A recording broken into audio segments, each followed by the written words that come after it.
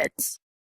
Man, rainy day today. Welcome to another week of WETS. I apologise if I look a little bit yellow today, but thanks to the lovely clouds outside, there's not a lot of natural light coming in, so I have to rely on the light in this room, which isn't fluoro, so it casts a nice yellow glow. This weekend's shirt is another rock and roll one, and it's going back a couple years to my very first big day out. It was Big Day Out 2010, and the headliners were Muse and Powderfinger. Not to mention some of the other amazing bands that were there as well. So here's a close-up. What you would have noticed already is it's an orange shirt, and I'm fairly certain it's my only orange shirt. Looking specifically at the artwork, it looks a little bit tribal. You can see there's kind of an eye. I guess it's kind of symbolizing an eye and a sun together, actually. But the eye part of it is crying, and inside the tear is the words Big Day Out. But then the lashes on the outside kind of look like rays from the sun. Anyone who's familiar with Australian Aboriginal culture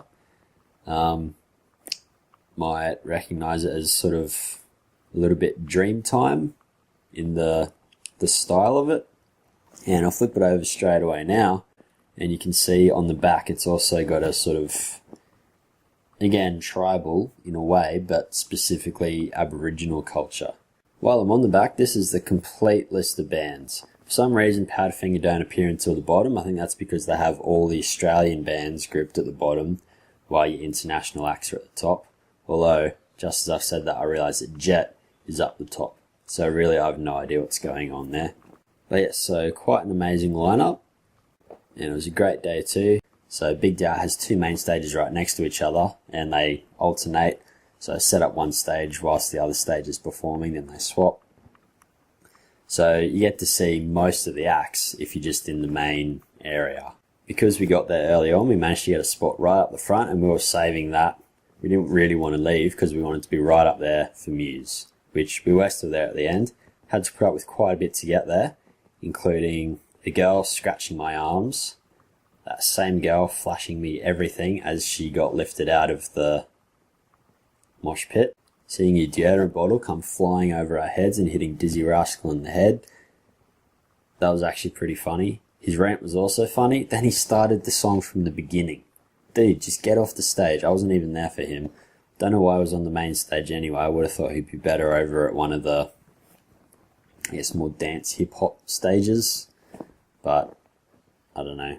So it was a bit of a struggle to keep those spots, but well worth it in the end. We were right up the front. Unfortunately, because we were right at the front of one stage, made it hard to see pretty much anything from the other stage. So whilst we could hear it, couldn't really see it. And this includes Powderfinger, who I also really wanted to see. Seen them before, and they're great live. But yeah, so it's a nice bright t-shirt. It certainly makes me easy to spot out in a crowd. Despite not being that old of a t-shirt, well, it is 4 years old, nearly 5 years old actually, but in comparison to some of my other shirts at least, it is starting to show signs of wear. The inside has faded quite a lot. There's a little hole sort of around the middle on the left-hand side, and I only noticed that hole as I was taking photos for it, so I don't even know how long it's been there. Hopefully not too long, although it's pretty small, so you probably won't be able to see through it much anyway. Although given how white I am, which now everyone knows due to my shirtless video from a few weeks ago, white shining through orange, probably going to be fairly visible. So yeah, pretty cool shirt. I wouldn't say it's necessarily one of my favourites, unlike I do for nearly every other t-shirt, but it is quite a cool shirt though. I need to think of a better way of finishing these videos rather than talking about it for 3, 4, 5 minutes and then just suddenly wrapping it up and saying, that's it for the week, bye. I haven't done that this week, I'm still thinking on it, although I guess that's a good segue, because now I'm done. Sayonara.